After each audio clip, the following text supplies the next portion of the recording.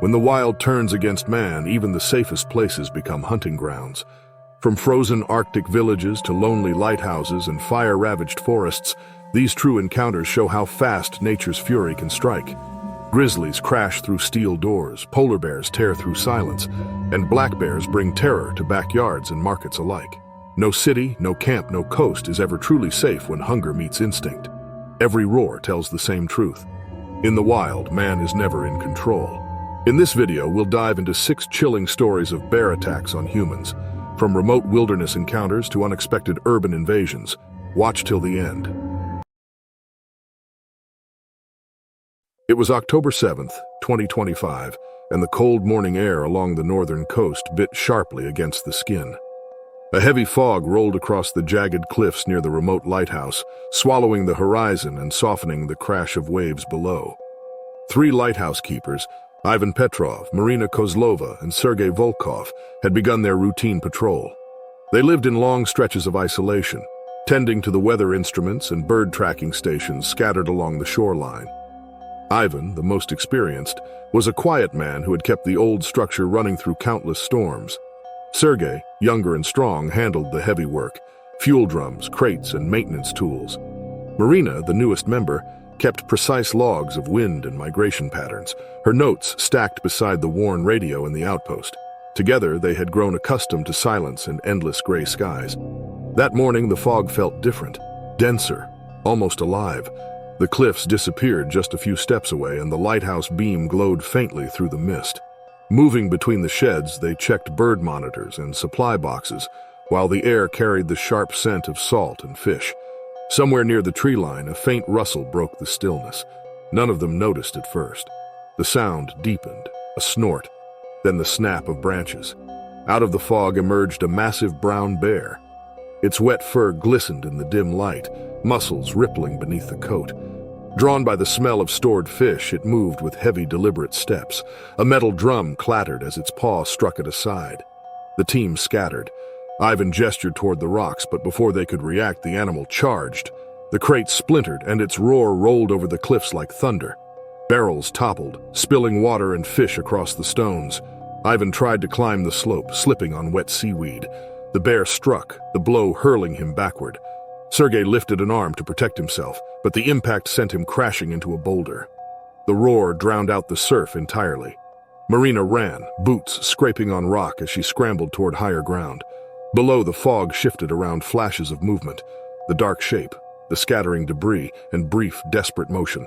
Her hands fumbled for the radio as she reached a ridge, her pulse hammering in her ears. The fog swallowed everything. Only the fractured sounds of struggle rose through the mist, then faded. When silence returned, the sea wind carried a metallic scent through the damp air. Marina crouched low, gripping the radio to her chest, her fingers stiff with cold and shock. The lighthouse below looked ghostly, its pale beam sweeping the fog in lonely arcs. Hours passed without movement. The only sound was the hiss of wind through the cracks in the rocks, carrying the mixed smells of salt, metal, and something darker. When she finally dared to move, her knees trembled.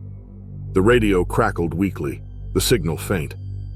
Her voice barely reached beyond the static, but she kept transmitting the same message again and again, hoping someone would hear.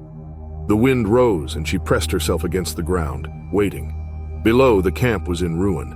Barrels lay crushed, equipment scattered, and claw marks gouged deep into wood and metal. The fish crates were smashed, their contents mixed with sand and blood. Nothing stirred along the lower path, only the rhythmic crash of waves. The bear had vanished into the fog, leaving silence heavier than the storm. When the first light began to break through the mist, Marina climbed down. The sun rose faintly, a dull orange over the gray sea. She moved carefully, slipping on wet stones, her breath rising in sharp clouds. The cold bit at her hands and cheeks, every step echoed in the emptiness. She found Ivan near a cluster of rocks, still and pale beneath the fog.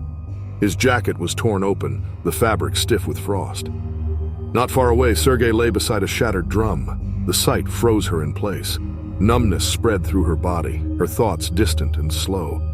The world seemed too still, so quiet it felt as though even the ocean was holding its breath. When rescuers reached the coast hours later, They found Marina half-conscious against the lighthouse wall. Her hands showed signs of frostbite, her face streaked with seawater and tears. The team moved carefully through the wreckage, marking what was left with quiet efficiency. The bear's trail had long since disappeared into melting fog and snow. By the next day, storm clouds rolled across the coast. The lighthouse beam cut once again through the mist, steady and indifferent, as if nothing had happened. But for those who saw the aftermath, the silence no longer felt peaceful.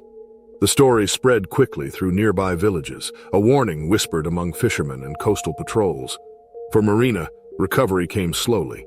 In the hospital, she sometimes felt the echo of the bear's charge reverberate through her chest. At night, she would wake to the sound of wind outside her window, convinced she could hear heavy steps along the shore. Her memories blurred, the roar, the motion, the collapse of sound into silence. The wilderness had revealed its power without warning, reminding all who heard her story that even in the most ordinary morning routines, danger can rise from the fog. For Marina, the image of the cliffs remained, the ghostly beam sweeping through endless gray, the sea below whispering against the rocks. The world had gone quiet again, but the silence no longer brought comfort. It carried the memory of the storm, the roar, and the fragile breath that followed. It was July 9th, 2024, when Mark and Julia Hayes reached a remote stretch of Alaskan wilderness, carrying packs filled with camping gear, fishing rods, and supplies for a week. Mark, a wildlife photographer, had spent years exploring the state's most rugged corners, always drawn to wild places few dared to visit. Julia, his wife, shared his love of nature, though she often favored open lakes and calm trails over dense forests. Together they made a careful pair, Mark alert to every sound, Julia attuned to every shift of wind and scent of rain. Their campsite sat where a spruce grove met a wide river that shimmered faintly under the rising moon. The day had been long but peaceful. They caught several fish, packed them neatly in coolers, and cooked one beside the fire before night settled over the valley. The air was cool and damp, thick with the scent of pine. When the flames dimmed, they retreated to their tents, lulled by the soft rush of the river and the whisper of wind through the trees. By 3 a.m, the forest was silent. The sky hung dark gray, and the cold drifted through the undergrowth. Then came a faint crack from the brush, so quiet it might have been a branch breaking on its own. A moment later came another sound, heavier, slower, closer. The air seemed to thicken as a deep breath rolled through it, followed by the crunch of twigs beneath something immense. A shadow shifted beyond the tents, massive, low and moving with weight and purpose. A single heavy snort broke the quiet. Before either camper stirred, a large brown bear burst through the tree line, drawn by the scent of fish and meat. The animal tore into the campsite, swiping through the pile of gear stacked beside the tents. Coolers cracked, scattering fish across the dirt. The first tent collapsed under the force of its claws. Mark struggled upright as the thin fabric folded around him, reaching for the flare gun buried in his pack. Julia crawled from her shelter, slipping behind a fallen log slick with dew. The bear's roar rolled through the clearing, its breath steaming in the cold air. The massive head swung toward the movement, eyes flashing in the dim light. A single strike from its paw ripped through Mark's sleeve, grazing his shoulder. Pain shot down his arm as he stumbled back. The creature turned toward the crushed coolers, tearing apart what remained of their catch. For several long seconds it fed noisily before retreating toward the trees. Its bulk vanished into the darkness, leaving only the sound of cracking branches and the slow return of the river's steady rhythm. The forest was still again. The wind whispered through broken branches, and the faint rippling of water filled the emptiness left behind. Mark knelt, pressing his hand against the wound on his shoulder, feeling warm blood seep through the torn fabric. Julia stayed hidden behind the log, her pulse hammering as silence returned. The night felt endless, the seconds stretching thin. The smell of fish and wet soil hung heavy in the air. Their camp, once orderly, now lay in ruins. Tents were shredded, poles bent, food scattered across the dirt. Deep paw prints marked the trail leading back to the trees, each one wide and heavy. Mark's flashlight flickered weakly as he moved through the wreckage, scanning for any sign that the bear might return. The forest seemed alive but watchful, its quiet thick with warning. The wound burned, but he managed to clean it with a strip of cloth and water from the river. Julia emerged slowly, trembling as she looked at what was left. Their sleeping bags were gone, dragged several feet away and torn open. Even their metal cooler bore deep dents from the bear's jaws. Every trace of their supplies was marked or destroyed. The scent of fish clung to everything. They remained awake until the faintest glow touched the horizon. Fog lifted from the water, revealing the full scope of destruction. Branches hung broken, claw marks raked through the soil, and the remains of half-eaten salmon littered the fire pit. The morning air was sharp and cold. Mark's arm throbbed, but he was alive, and that was enough. Julia gathered what remained of their gear: 2 water bottles, a first aid kit, and a small pack of dried food. When the sun climbed higher, the forest began to stir again. Birds called faintly from the treetops, and the river glimmered in the growing light. Yet the calm felt fragile, as if the wilderness itself was still watching. They followed the riverbank toward the nearest ranger post, walking slowly, every sound magnified in their ears. The trail was slick from rain, their boots sinking into soft ground marked with deep claw impressions. Hours later, they reached a clearing where smoke from a ranger cabin rose against the blue sky. Relief washed through them, though neither spoke nor smiled. The night's violence had left more than wounds. It had etched fear into the quiet between them. The memory of the roar, the tearing of fabric, and the sudden chaos would linger long after they left the wild behind. By evening, their abandoned camp stood empty, its remains fluttering in the breeze. The great bear had vanished back into the forest, leaving only prints in the mud and the faint scent of pine crushed beneath its weight. The wilderness closed around it again, vast and indifferent. The quiet returned, but it was not the same. The night had revealed its truth, that here in the deep places of the world, survival belonged only to those who endured its sudden, brutal reminders. It was February 14th, 2022, when a small Arctic village along the northern coast lay silent beneath a thick blanket of snow. The moon hung low and pale, casting the frozen shoreline in faint silver light. Most of the cabins were dark, their chimneys trailing thin smoke into the still air. In one of them lived Eirik Holm, a fisherman born and raised by the sea. His days were spent hauling nets and stacking barrels of salted fish in sheds near the harbor. Like the rest of the villagers, he understood the rhythm of the Arctic, its silence, its storms, and the predators that sometimes wandered too close. That night, the cold was sharper than usual. Even the dogs stayed quiet, tucked inside their kennels. The sea ice stretched far into the distance, cracking softly under the tide. Inside his cabin, Eirik rested after a long day, unaware of the slow, deliberate footsteps moving across the outer edge of the settlement. At 3 in the morning, the stillness broke. The first sound was faint, a slow crunch of heavy paws pressing into the crusted snow. Then came a deep growl that seemed to shake the frozen air itself. A massive polar bear, ribs showing beneath its thin coat, emerged from the darkness. Starved and desperate, it followed the scent of fish stored in sheds and under porches. Hunger had driven it far from the coast, beyond the cliffs, and now into human ground. The animal moved with power and intent. Snow sprayed beneath its paws as it reached the nearest cabin. Its enormous head turned toward the smell of salted meat. One strike of its paw splintered the door. Inside, glass shattered as people ducked for cover. Eirik woke abruptly as the windows rattled and something crashed outside his wall. Further down the lane, a storage shed collapsed under the beast's weight. Barrels rolled across the ice, scattering salted fish through the snow. The bear dragged its claws through the mess, roaring in frustration as doors slammed shut up and down the frozen street. It pressed on, smashing fences, overturning sleds, and tearing at snowmobiles left out for the night. Near the edge of the village, a man trapped in a small shed struggled to stay quiet. The bear turned toward the faint sound, slammed its paw into the wall, and tore through the boards with terrifying ease. As the man slipped through a side window, splinters flew through the air, the bear's snout thrusting through the gap where he had just escaped. The night erupted into chaos. Snow and debris filled the air as growls echoed off the cabins. The wind carried the sounds across the settlement like a storm. The Arctic, usually calm and distant, had turned against its own. The long hours until dawn stretched endlessly, every minute colder than the last. The bear continued its rampage, its breath forming clouds of frost. It tore through fences and wooden frames, claws scraping against frozen earth. The wind howled through shattered windows, carrying the scent of blood and sea salt. The animal's vast shape moved between the cabins, each heavy step echoing across the empty streets. Eirik, crouched behind a frozen crate, listened to the creak of timber as another building gave way under the animal's strength. The village, once quiet and ordered, had become a field of ruin. Sheds collapsed into heaps, barrels rolled into snowdrifts, chickens and goats scattered, their cries vanishing into the storm. Near the water's edge, a snowmobile flipped onto its side, spilling tools and rope across the ice.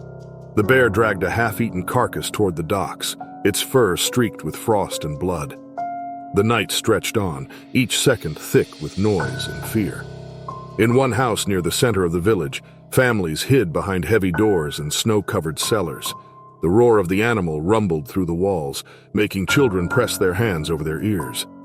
Every sound, the crack of wood, the thud of paws, tightened the air. In a nearby shed, another villager crouched behind barrels, praying the creature would pass. When it found him, the bear slammed against the wall, claws tearing through planks as he escaped into a drift of snow. By the time faint light touched the horizon, the settlement was unrecognizable. Outer cabins lay broken, doors splintered, and deep tracks carved across every path. The snow was churned with debris, fish remains, wood, and twisted metal. The bear was gone, leaving behind a silence so deep it seemed unreal. Only the groan of wood and the whistle of morning wind remained. Eirik stepped outside cautiously, scanning the wreckage. The roofs glittered with shards of ice, and the ground was littered with smashed barrels. He could trace the animal's path in the enormous prints that wound back toward the distant ridge. The damage was severe. Cabins torn open, fences flattened, and nearly all the stored fish and livestock gone. Villagers emerged slowly, their faces pale and hollow. Some carried lanterns, others simply stood still, staring. The night's terror lingered in the freezing dawn. No one spoke, but every glance said the same thing. The Arctic had reminded them that no wall, no door, could stop desperation. Hours later, a small rescue team arrived from a nearby outpost. They moved carefully through the ruins, noting claw marks and photographing the tracks before fresh snow could erase them. The villagers began clearing debris, hammering loose planks and dragging shattered sleds aside. The sound of hammers and shovels filled the morning air, slow and rhythmic against the cold. As the weak sun climbed higher, the quiet returned. But it was not the same calm as before. It carried weight, an unspoken unease. Every person who stood among the ruins of that night understood what had been revealed, that in the Arctic the line between safety and danger could vanish without warning, swallowed by hunger, silence, and snow. It was August 29th, 2025, deep in the rugged forests of the northern Rockies, where towering pines met the smoky skies of late summer. Sarah Holden, a seasoned wildland firefighter, led her small crew through the haze, their yellow suits streaked with soot and ash. She had worked with the regional fire service for over a decade, guiding teams through countless blazes across the mountains. Her calm focus and steady hand had earned deep respect among her crew. That day, the group included Tom Reyes, a strong but quiet worker who handled heavy equipment, and 3 others, each hardened by long seasons battling nature's fiercest element. The fire had started 2 days earlier when lightning struck dry brush in a narrow valley. Now, wind carried smoke and embers high into the hills. The crew moved fast, cutting trenches, spraying hose lines, and clearing brush to stop the flames from climbing uphill. The air burned with heat, each breath tasting of ash. Around them, the sound of crackling wood blended with the steady hum of chainsaws and the distant roar of fire. Sarah stood near the ridge, watching her team spread out. The world around them flickered in red and orange. The sun was no more than a pale disk behind smoke. Sweat poured down faces hidden behind masks and goggles. The group worked in rhythm, Tom hauling hose, another digging, another cutting away dry limbs. It was the kind of danger they knew well, the kind that demanded constant focus. But something else moved in the haze that day, something not born from flame. Beyond the ridge, a faint rustling echoed through the spruce trees. It was soft at first, lost beneath the crackle of burning brush. Then it came again, heavier, closer. Sarah turned, trying to see through the smoke. Visibility dropped to only a few meters. From the gray mist ahead, a massive shadow appeared, slow, deliberate, and far too large to be human. The smell of scorched pine mixed suddenly with something sharper, older. Then it emerged. A huge grizzly bear, its fur matted with ash, its muzzle streaked with soot. It had been drawn from the forest by the scent of charred animals and faint traces of food from camp supplies. Its eyes shone through the haze like dark fire. Before anyone could react, the beast surged forward. Branches snapped under its weight, and in a single bound it was among them, roaring above the wind. Flames glowed in the distance as the crew scattered, the world around them collapsing into chaos. The bear's charge tore through the smoke like thunder. Dirt and ash exploded beneath its paws as it lunged into the center of the fire line. Tom tried to move aside, but the weight of the animal slammed him into a ditch filled with wet ash and debris. The blow knocked the wind from his lungs. Tools clattered across the burned ground as others stumbled for cover. The sounds of heavy breathing, crackling wood, and wind merged into one terrible rhythm. Sarah's instincts took over. She motioned her crew back up the ridge, her arms cutting through the haze. The smoke stung her eyes, but she could still make out the immense shape swinging its head from side to side. The bear ripped through a pack, scattering rations and tearing canvas as easily as paper. Sparks flew when its claws struck a metal shovel. One firefighter fell against a log as the creature smashed through a pile of gear, snapping a steel pole in half. Sarah seized a fire rake and slammed it against a rock to make noise, hoping to draw the animal's attention away from the others. The metallic clang sliced through the air, and the beast turned toward her. It charged again, pushing through smoldering brush, its fur singed at the edges. The heat from the nearby flames met the animal's hot breath, thick and suffocating. Sarah struck the ground in front of it, forcing it to hesitate. 2 crew members joined her, beating their shovels against the dirt to drive it back. For long minutes, chaos ruled the ridge. The sky glowed a deep orange, and ash fell like snow. The bear stopped at last, panting, its dark eyes fixed on the crew. Behind it, the smell of burned flesh drifted through the wind. A half-burned carcass lay near the trees. The predator turned toward it, snorted once, and dragged the body back into the forest. The crashing of branches faded until only the hiss of fire and the rush of wind remained. When it was finally gone, Sarah ran toward the ditch. Tom lay half-buried in ash, his jacket shredded, blood dark against the fabric. His breathing was ragged, but he was conscious. One arm hung at an odd angle, and deep gashes marked his shoulder. Another firefighter clutched his arm, grimacing from a likely fracture. The air smelled of wet earth and burned cloth as Sarah called for help over the radio, her voice breaking from exhaustion. Rescue teams arrived hours later, guided by the fading glow of the fire and the weak beams of headlamps. They carried stretchers through mud and smoke, lifting the injured with care. The forest still smoldered, but the flames had slowed, replaced by drifting embers and silence. Tom was airlifted out first, pale, weak, but alive. The others followed, wrapped in blankets against the sudden cold that came with nightfall. By dawn, the fire line was still. Charred trees stood like black skeletons beneath a pale sky. Burned tools lay scattered around the ridge, marked by claw prints and footprints hardened in the cooling mud. Sarah stood alone for a long moment, watching smoke coil upward into the wind. In that silence, she understood what the mountain had shown her, that nature carried more than one kind of fury. The forest had burned, the land had fought back, and somewhere deep in the haze the bear had vanished, leaving behind a scar neither fire nor time could erase. It was August 29, 2020, and a small town in the foothills of western Oregon glowed under the last warmth of summer. The scent of grilled food drifted through the air as friends gathered in Tyler Reynolds' spacious backyard for an evening party. He had spent the week preparing, stringing lights across the fence, setting up tables and filling coolers with drinks and ice. Neighbors and close friends had come to relax, sharing laughter under a sky painted in gold and pink. Music played softly beside a bright bonfire crackling at the center of the yard. Tyler loved the outdoors. Growing up in rural Oregon had taught him how to fish, camp, and live among the forests. The tree line behind his property stretched deep into wilderness that often felt endless. Bears, deer, and raccoons were not rare visitors in this part of the state, though they mostly stayed hidden. That evening, no one thought much about it.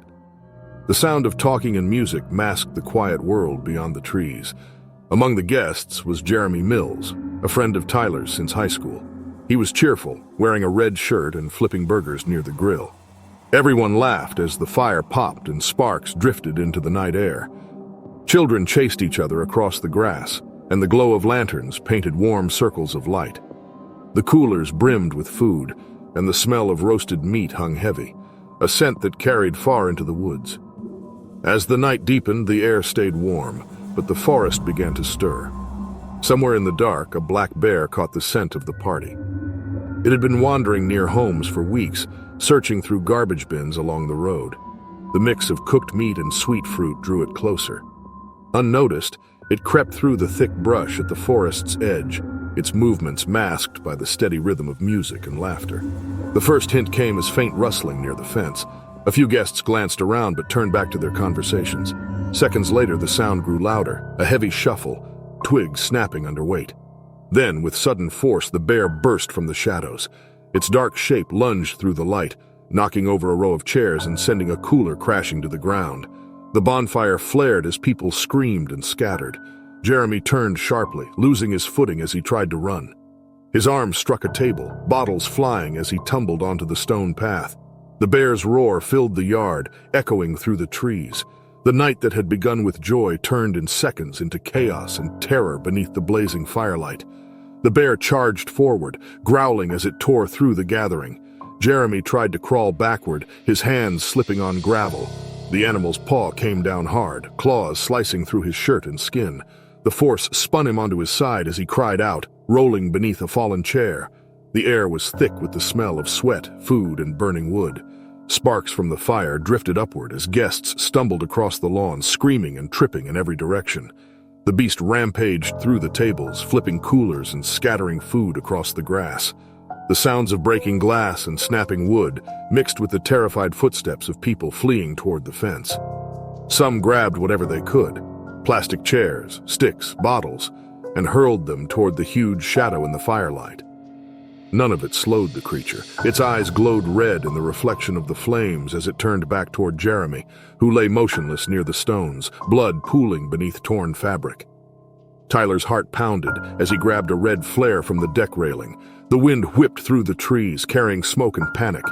He struck the flare, its bright flame bursting to life, and waved it wildly as he stepped closer. The light cast long, sharp shadows across the yard, making the bear flinch and snort. It hesitated, muscles tensing, then turned its massive head toward the forest. Tyler moved forward again, forcing it back step by step. Finally, with a guttural snarl, it turned and crashed through the tree line, vanishing into the dark woods beyond the fence. Silence followed, broken only by the hiss of the dying fire. The guests stood frozen, faces pale, staring at the wreckage that had once been a cheerful party. Broken tables, smashed bottles, and scattered food made the yard look like a battlefield. Tyler dropped the flare into the dirt and rushed toward Jeremy, who lay still in the faint orange glow. His breathing was shallow, his skin pale, and his pulse weak. By the time flashing lights appeared down the road, the night had turned cold. The forest behind the house was silent again, as though nothing had ever happened. Emergency crews moved quickly, their voices low and tense. They worked under the flickering light, but their faces told the truth long before the words came. The bear was gone, but it had left more than fear behind. It had taken a life. When dawn broke, the yard was empty. Tables lay overturned, chairs broken, and decorations shredded across the grass.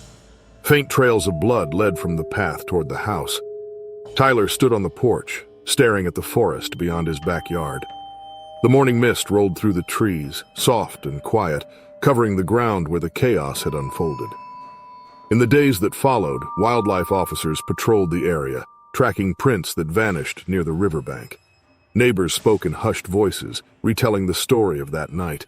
Officials issued warnings about securing trash, keeping food indoors, and staying alert at dusk. For Tyler and the others, the memories stayed sharp.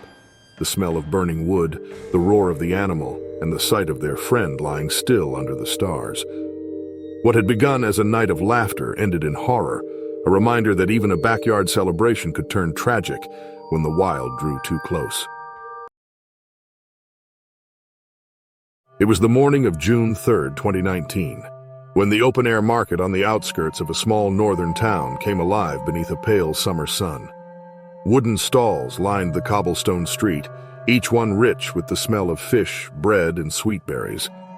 Vendors greeted regulars while tourists browsed rows of handmade crafts, their fingers brushing the painted wood and woven baskets with quiet curiosity. Among them was Jonas Eriksson, a lifelong fisherman who sold smoked salmon, his hands rough from years of hauling nets from icy waters. He had spent the early hours setting up his stand near the corner, arranging crates of fresh fish packed in ice. To him, this day felt like any other. Calm, bright, and full of chatter, a steady rhythm of routine that had become almost comforting over the years. Children darted between the tables, laughing as they chased one another with sticks.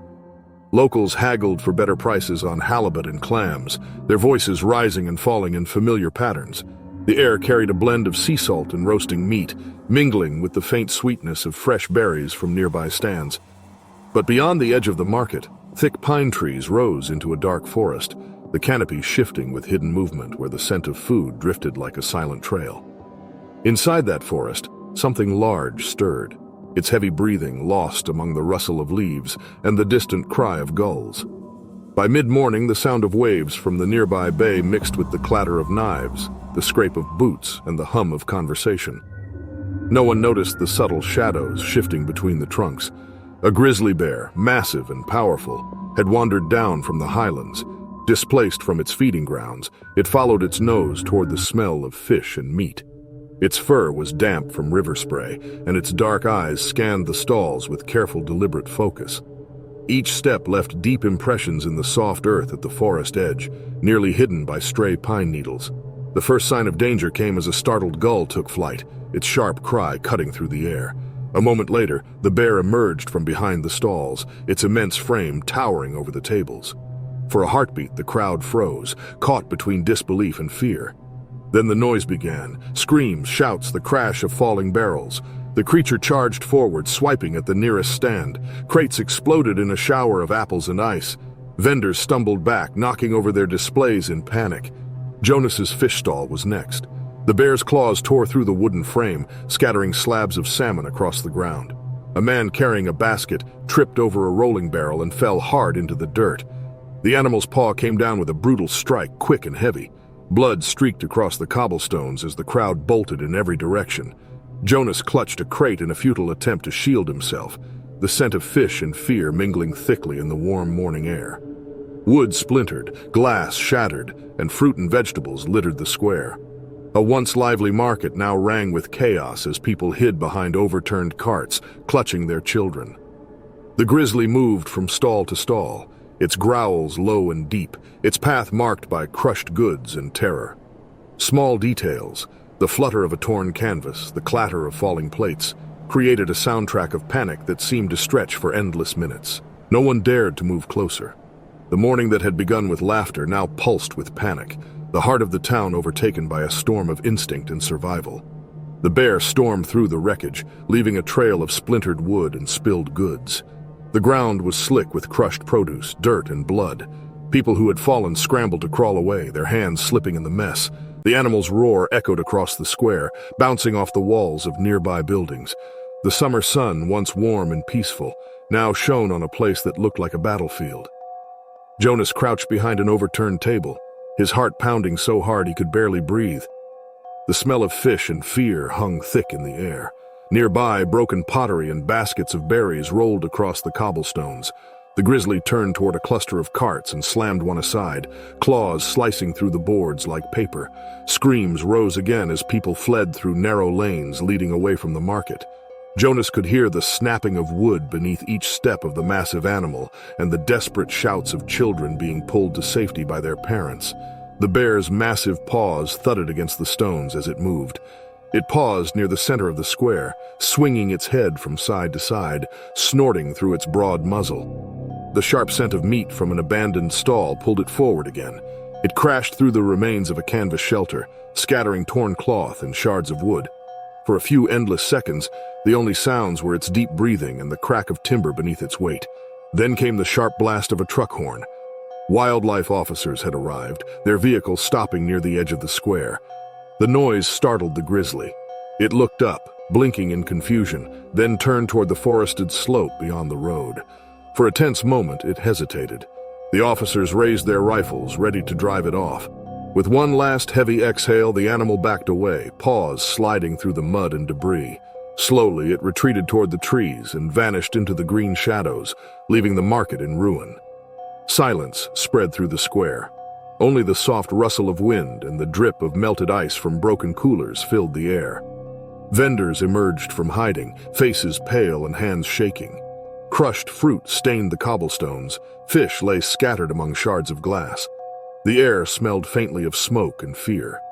Near the corner, several men carried away the fallen victim, their expressions blank with shock. Jonas slowly rose, hands trembling, taking in the full scope of devastation. Every toppled cart, every shattered crate, every tear in the canvas above his head. Hours later, cleanup began. Broken tables were gathered, spilled goods swept into piles. The once bright marketplace looked gray and hollow. People spoke little, their voices low and uncertain. By evening, the town's main street was empty. The memory of the roar, the crash, and the chaos lingered like a shadow over every doorway. Wildlife patrols were placed at the outskirts in the following days, vehicles circling the forest edge. Residents avoided the forest path, leaving berries and scraps secured indoors. No one forgot that morning. The marks of claws on wooden posts and the deep paw prints in the dirt remained as quiet reminders that nature, even when unseen, was never far away.